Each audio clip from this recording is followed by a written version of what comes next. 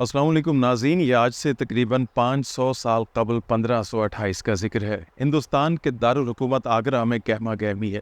مغل بادشاہ ظہیر الدین محمد بابر چندیری کی فتح کے بعد آگرہ لوٹ آئے ہیں اور بابر کی حکمرانی ہندوستان پر قائم ہو چکی ہے۔ فتوحات کے ساتھ ساتھ شاہی ضیافت کا سلسلہ بھی جاری ہے۔ امراء اور سرداروں کی دعوت میں طرح طرح کے کھانے آئے روز لگائے جاتے ہیں۔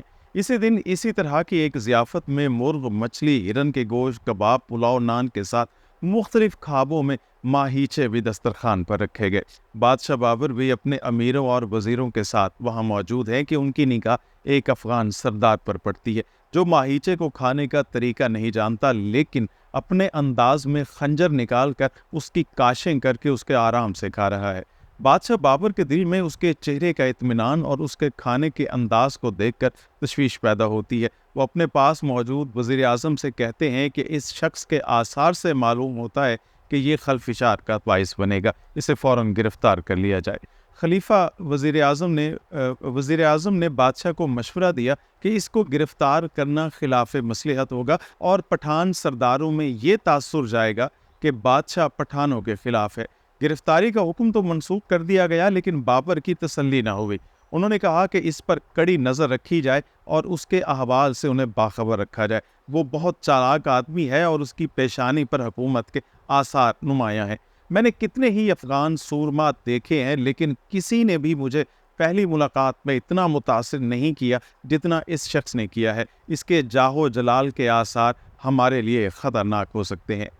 دوسری جانب اس افغان سردار نے بادشاہ کو اپنی جانب کینہ تور نظروں سے دیکھتے پایا اور وزیر سے بات کرتے دیکھا۔ فاصلے کی وجہ سے باتیں نہیں سن سکا، لیکن جہاں دیدہ سردار نے یہ ضرور سمجھ لیا کہ بات تو اسی کے بارے میں ہو رہی ہے اور بادشاہ کی نیت فتور آ چکا ہے۔ چنانچہ کھانے سے فراغت کے بعد اس نے کسی کو بتائے بغیر آگرہ ہی چھوڑ دیا۔ یہ سردار کوئی اور نہیں بلکہ مغلوں کو ناکوں چنے چبانے پر مجبور اور ہندوستان سے بے دخل کر دینے والا پٹھان اور سلطنت سور کا بانی شیر شاہ سوری تھا۔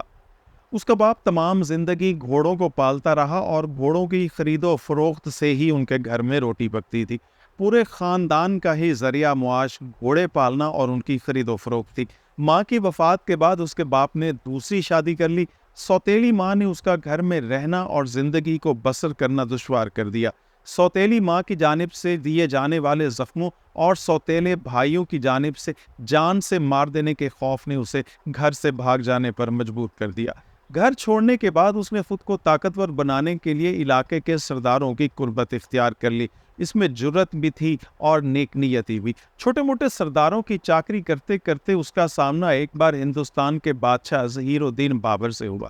ظہیر الدین بابر نے اس کی صلاحیتوں کی چمک دمک اور اس کے انداز و اطوار دیکھ کر اپنی فوج کے اعلیٰ افسران اور علاقے کے سرداروں کو کہا، اس نوجوان پر خاص نظر رکھی جائے، مجھے اس کی پیشانی پر بادشاہت کی چمک دکھائی دیتی ہے۔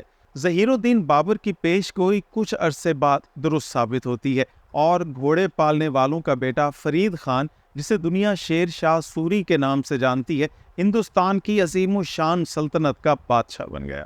ناظرین، 1540 میں جب اس نے بادشاہت کا تخت سنبھالا تو اسے خود بھی علم نہیں تھا کہ قدرت نے اس کے لیے زندگی کے صرف 5 سال بچا رکھے ہیں، اور ان 5 برسوں میں بھی اس کو اتنا وقت نہیں ملا کہ وہ 6 ماہ ہی اپنے محل میں گزار سکتا۔ وہ اپنے ان 5 برسوں میں جنگی میدانوں میں رہا، کبھی اجمیر، کبھی ملتان، کبھی بنگال، کبھی راجپوتانہ کے جنگی میدانوں میں اس کی زندگی گھوڑے کی پشت پر بیٹھ کر تلواریں چلاتے ہی گزر گئی۔ شیر شاہ سوری نے اپنی بادشاہت کے ان 5 برسوں میں جو انتظامی اصلاحات کی وہ آج تک برقرار ہیں۔ شیر شاہ سوری ہندوستان کا پہلا حکمران تھا کہ جس نے اپنی سلطنت کو بہتر انداز میں چلانے کے لیے مقامی حکومتوں کا قیام کیا۔ اس نے اپنی سلطنت کو اضلاع اور تحصیلوں میں تقسیم کیا۔ اس کی سلطنت 147 اضلاع میں تقسیم تھی۔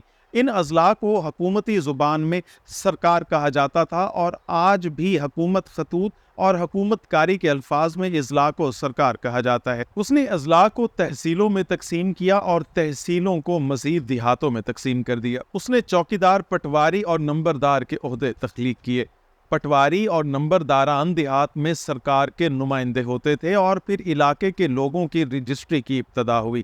آج آپ گھر، مکان یا زمین کی خرید و فروخت کے لیے جو رجسٹری کرتے ہیں، یہ سب شیر شاہ سوری کا دیا گیا نظام ہے۔ ناظرین، اس کے ساتھ ساتھ باقی عہدے بھی آج تک برقرار ہیں، جبکہ پاکستان میں نمبردار کا عہدہ ختم کرنے کے حوالے سے اعلیٰ ایوانوں میں گفتگو جاری رہتی ہے۔ شیر شاہ سوری پہلا حکمران تھا کہ جس نے زمین کو بگھوں، ایکڑوں اور مرلوں میں تقسیم کیا، اور زمین کے بیگے کے لیے الگ الگ خسرہ نمبر کی تقسیم بھی اسی نے کی۔ اس نے زمینی مالیت کا نظام دیا، جس سے جاگیرداری ختم ہوئی۔ آپ کے ہاں ڈپٹی کمشنر ہوتا ہے، جس کے ذمہ ضلع کا انتظام ہوتا ہے۔ ڈپٹی کمشنر کا عہدہ بھی شیر شاہ سوری نے قائم کیا تھا۔ اس نے پہلی مرتبہ فوج میں بھی پے اسکیل طے کیے۔ اس نے روپے کو اٹھنیوں، چونیوں اور دونیوں میں تقسیم کیا۔ شیر شاہ سوری ہندوستان کا پہلا بادشاہ تھا کہ جس نے باقاعدہ وزارت خارجہ کی بنیاد رکھی اور سیکریٹریٹ کا بھی تصور دیا۔ اس نے اندرونی اور بیرونی سازشوں سے نمٹنے کے لیے انٹیلیجنس کا نظام بنایا، محکمہ ڈاک قائم کیا، سول جج، سیشن جج اور چیف جسٹس کے عہدے قائم کیے، فوجداری اور دیوانی مقدمات کے لیے الگ الگ عدالتیں بنائی۔ معلوم تاریخ میں صرف شیر شاہ سوری ہی تھا کہ جس کے حکومت میں گورنر سویلینز میں سے ہوتا تھا، جبکہ اس سے قبل اور اس کے بعد گورنر کا عہدہ فوجی کمانڈرز ہی کے پاس رہا۔ ناظرین، گھوڑے پالنے والوں کا یہ فرما روا بیٹا پہلا حکمران تھا کہ جو معاشی ترقی کو حکومت کے لیے کامیابی کی کنجی قرار دیتا تھا۔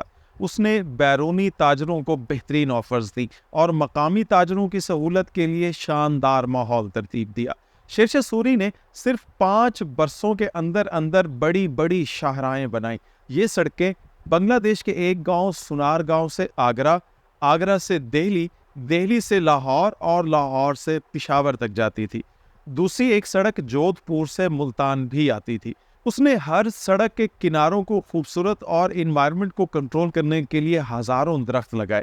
ہر چند کلومیٹر کے بعد سرکاری اور پرائیویٹ ریسٹ ہاؤسز تعمیر کروائے، جس میں سرکاری افسران اور پرائیویٹ مسافر لمبے سفر پر جاتے ہوئے آرام کے لیے رکتے تھے۔ ان ہوٹلز میں پانی کی کمی دور کرنے کے لیے کنویں کھدوائے جاتے تھے، جبکہ اس زمانے میں ٹیلی فون، انٹرنیٹ یا واٹس ایپ وغیرہ تو نہیں ہوتا تھا، لیکن اس نے تیز ترین ڈاک سروس شروع کر دی۔ آپ کبھی جی ٹی روڈ پر سفر کر کے دیکھ لیجئے، آپ کو اس کے لگائے گئے درخت آج بھی مل جائیں گے، اور اس دور کی سرائیں اور باولیاں بھی دکھائی دے جائیں گی۔ شیر شاہ سوری کہا کرتا تھا کہ جس ملک میں تاجر مضبوط اور عدالتوں میں انصاف نہ ہو، وہ ملک کبھی ترقی نہیں کر سکتا۔ اس کے دور میں اگر کبھی کسی کے ساتھ ڈکیتی ہو جاتی تو اس علاقے کا ڈپٹی کمشنر سمیت پوری ضلعی انتظامیہ برخاست ہو جاتی تھی۔ ناظرین، شیر شاہ سوری 1540 میں تخت پر بیٹھا اور 1545 میں کالنجر کا قلعہ فتح کرنے کے دوران آتشی اسلحے کا شکار ہو کر اس دنیائے فانی سے رخصت ہو گیا۔